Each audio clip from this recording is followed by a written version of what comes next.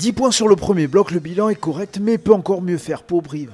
Alors pour lancer définitivement sa saison, le CABCL a coché ce déplacement à la Rabine et ambitionne les 4 points. Mais c'est Vannes qui prend les devants dans ce match à la 7e minute de jeu avec cette pénalité sous les poteaux de Christopher Ilsenbeck.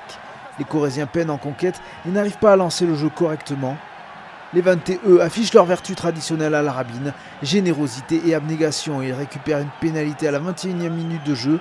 Suite à un hors-jeu de Stevie Cerquera, Jean-Baptiste Péjoine fait la moue, Ilsenbeck lui enchaîne et porte la marque à 6-0. La réaction briviste, 5 minutes plus tard, Stuart Holding attaque les lignes d'avantage et gagne une pénalité. C'est le centre vantais Alexandre Moureau qui perd ses appuis sur le contest. Au but, Thomas Larangera ouvre le compteur point de son équipe, 6-3. On arrive à 5 minutes de la pause, Vannes repart à l'attaque. Brive multiplie les fautes et Stevie Cerquera en fait les frais. Carton jaune pour le grand troisième ligne. Pour un plaquage haut sur le talonneur Patrick Léafont. Christopher Ilsenbeck, sans problème sur la pénalité. 9-3, c'est le score à la pause. La seconde période reprend sur les mêmes bases que la première, serrée et cadenassée. Mais à l'heure de jeu, Vannes commence à décliner physiquement et concède ici une pénalité pour un déblayage illicite de Gwenaël Duplaine. L'ailier breton qui soulève légèrement les appuis de Saïd Reich. Thomas Larangera se charge de la pénalité longue distance et ça passe. Brive revient à 3 petits points. 4 minutes plus tard, les Coujoux appuient avec leurs avants.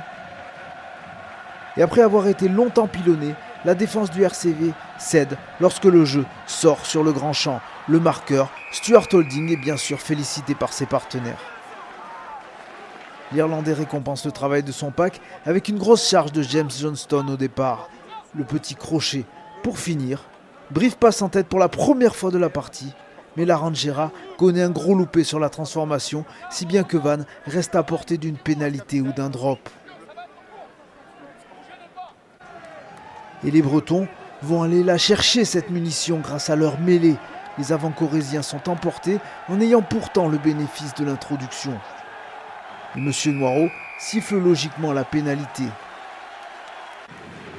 La Rabine laisse éclater sa joie.